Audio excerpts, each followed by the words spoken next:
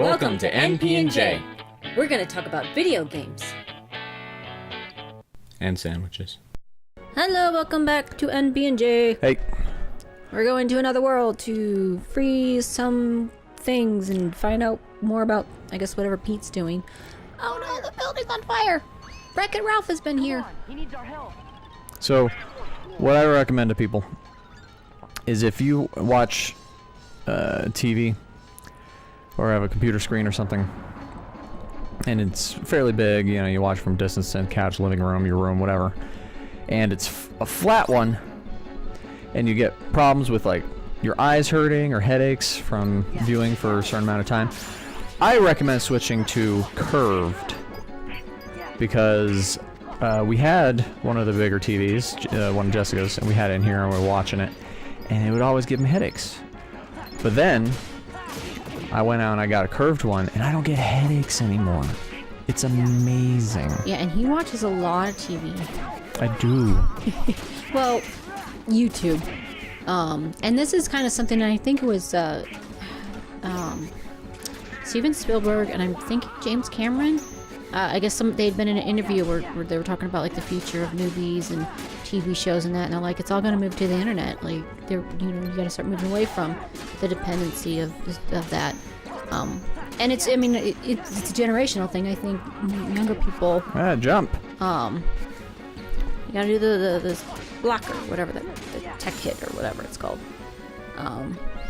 Oh, Donald's down. Haha. What's new? Yeah, that's true. Whoa, the fire put out itself.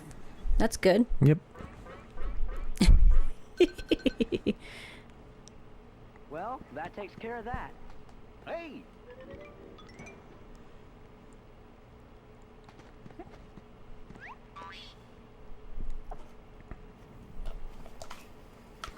I really do like this retro-looking Donald and Goofy.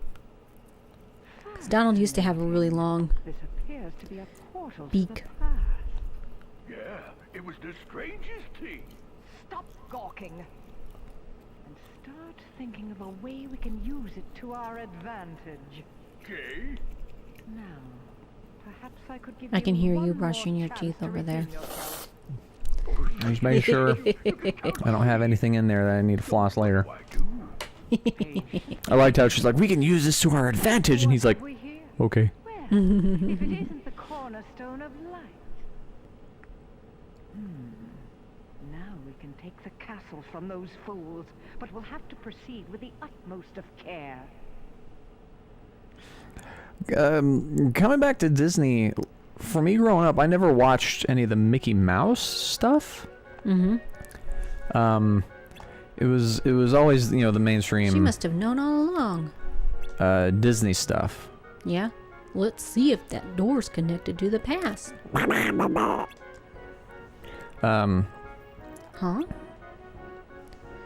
Then that means we're in the past. Wow. If we're in the past...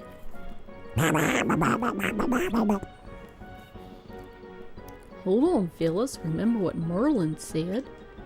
He's got faith in us. And we have to resist temptation no matter what. Yeah, we've already changed the past. Who'd want to change the future anyway? Just by the Heartless being here, the past Yeah. has changed. Correct. So what are we gonna do? Doesn't matter. Doors. Bad guys. Gorsh, my brain hurts.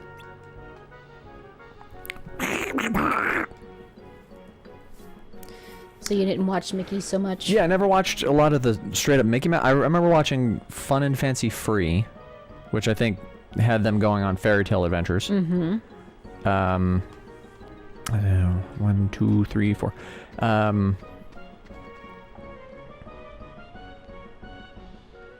Fantasia. Mm-hmm. That's about it. Otherwise, it was, you know, Aladdin, Hercules, etc. Mm-hmm. And then I'd watch Looney Tunes, but I barely remember anything as Mickey Mouse. So I don't have the Mickey nostalgia that a lot of people do. Information. Defeat all of the Heartless while defending the furniture.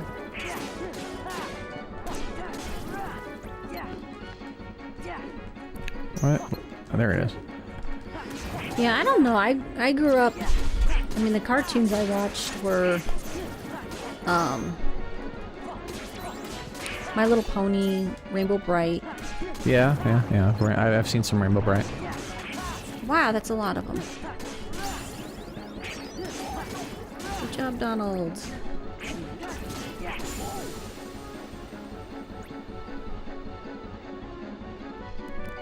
I mean, yeah, I've seen all those cartoons.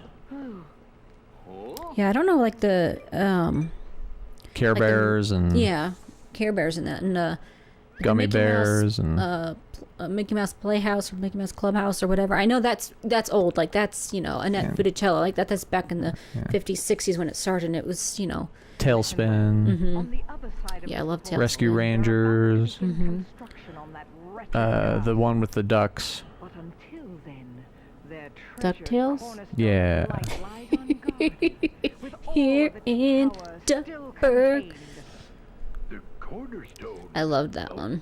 Light. Yeah. So I've seen all the offshoots of stuff, but I never saw the main Fear is the very thing. that prevents Yeah. us from And I remember seeing one or two Goofy cartoons where you had the narrator and he's like doing an activity. The skiing one stands out the most. Yeah. prove your Oh yeah. worth. And don't dare to I fail liked me again. Mickey's Christmas Carol, but I like any iteration of Christmas Carol. I've seen Mickey Mouse Christmas Carol. I've seen the Muppets Christmas Carol.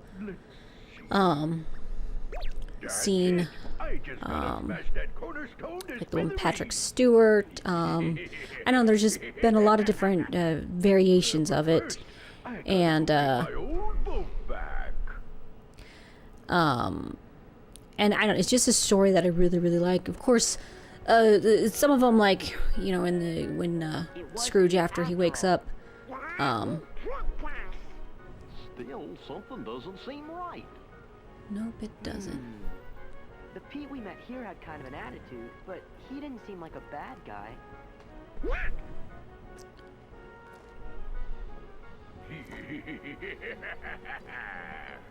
Now that castle's as good as ours. That's the Pete we know. Oh no! The cornerstone's gone. They're gonna fill the castle with darkness. We gotta hurry. Hey, hold it right there. No way, small fry. I finally found the pipsqueak what stole my steamboat. Right, me. No, it wasn't me. I'm just somebody who looks like me. Oh, which is it?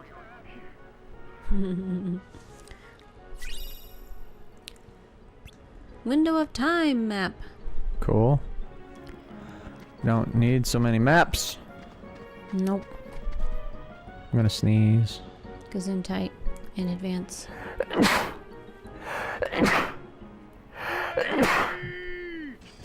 Zoom tight. Your future's on the line, Valley. So back up and give me the boat. Oh no. After him. I'm gonna say cornerstone, but it's like a small, like, mini galaxy. Mm-hmm.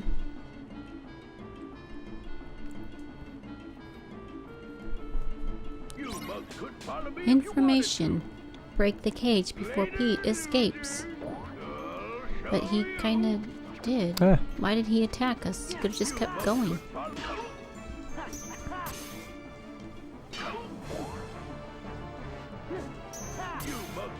That thing moved a lot faster just a second ago.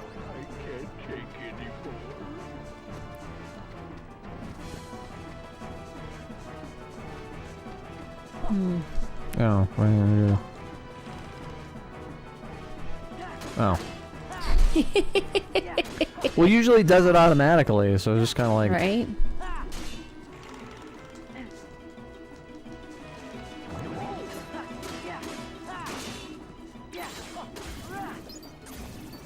What is going on? Yay, chest. I'll grab this while I'm here. We're in no rush. Yeah, Yay! P boost.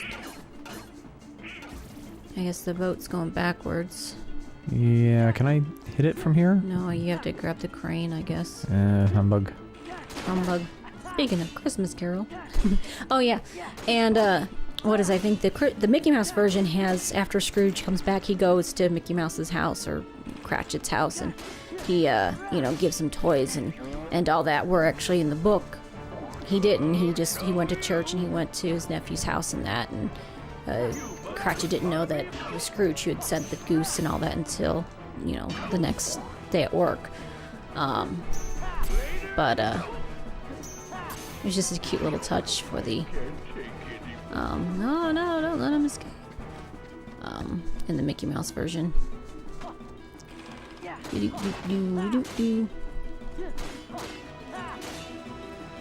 Like, you got two of the beams broken, like, I guess the top part. Yay! Slap shot. Fantasia. Donald got a couple things. Yes. You'll pay for this? Oh, And wow. he drowns. Yeah. It's dark. Oh, there he is. Yeah. Well, the past was dark. What are you talking about? No, I mean, like, Pete drowns. That would have been dark. Mm-hmm. Yeah, it's the past. We For a need to cartoon. we need to bring some light and realization to the fact that the past wasn't all great.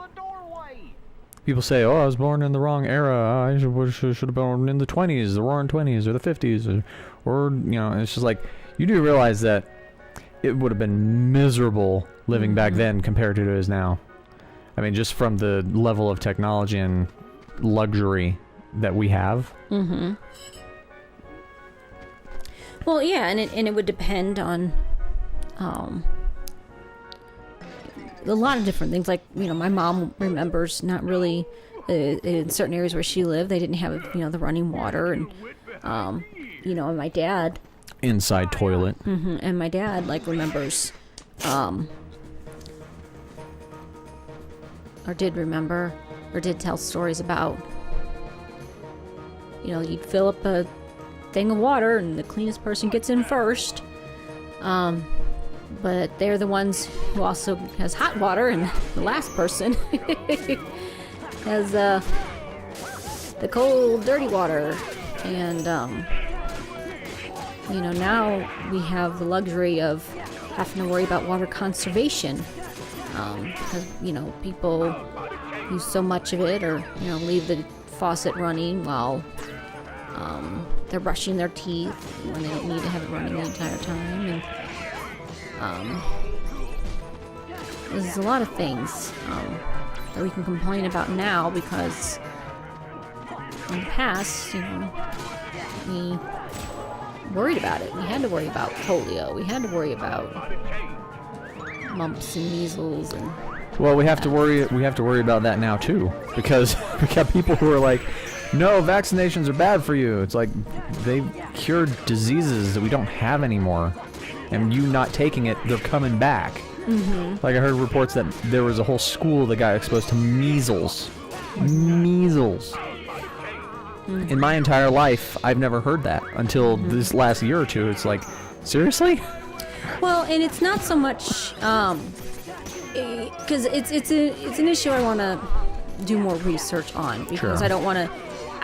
I know there's people who have an opinion and they stick to their opinion, and that's how it always is going to be. And I try to see the other side of the coin, even if I don't agree with it. I try to figure out, why, because you can't ever really.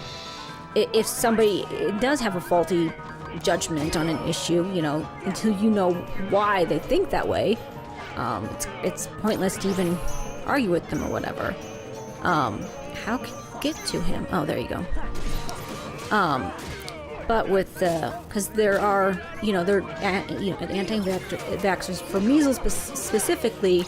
They were already going down by the time the measles vaccine became mandatory, and I think like the 60s. measles because of people's knowledge of hygiene and washing your hands and taking more baths and indoor plumbing and all these habits that like the story of like Typhoid Mary, where she never washed her hands and she was a typhoid carrier. For whatever reason, she never showed symptoms of it, but because she was a carrier of it and she just refused to wash her hands when she cooked for people, and she kept cooking for people when the law told her, you need to stop being a chef for people because you're constantly spreading typhoid. It's just where we grew from that. But the reason why measles, we're seeing it in the U.S. now when it was pretty much gone, is international travel. You can go to other countries and it's rampant there, and they would love to have access to the vaccines. And because they don't, and we go there, and somebody who's vaccinated against it can still be a carrier, or somebody from that country comes here and, people get exposed to it. Yay, we sealed it up, so I guess they can. And because they're no longer resistant to it, because they're not taking the vaccine. Yeah, and the issue and the frustration with not vaccinating for at least measles is, adults are like, well, it's just like having a really bad cold. That's what it feels like. But for an infant or toddler, that could be lethal. And that's kind of like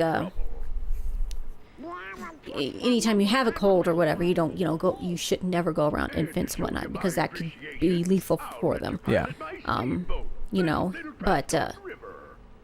then you got people who, with the breastfeeding, like that helps build the little infant's immune system. I think they have, like, if you put breast milk in a petri dish of bacteria, it'll like destroy everything in there. That breast milk will specifically designed to keep that child, so the longer you breastfeed, the better it is for the baby.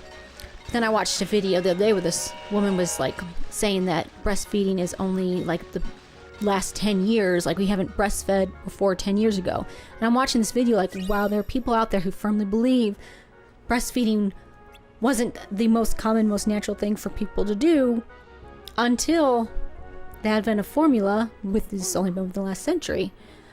So it's weird to see why. Again, I want to see why someone thinks the way they think before you kind of.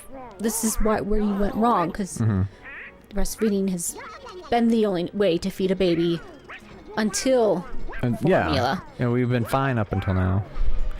And yeah, that was another thing that was always confusing, is the whole public breastfeeding thing. And people are like, oh, don't do that. I'm like, I don't care.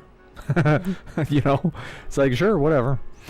Most people will like put a blanket over and cover it up, and it's not like distracting or anything. It's like the kid needs to feed. Yeah. So what? But it's the people who don't want to put a blanket over because the baby gets hot, etc., etc. No, sure. But they don't want to go to the bathroom. I would love to. I've always wanted to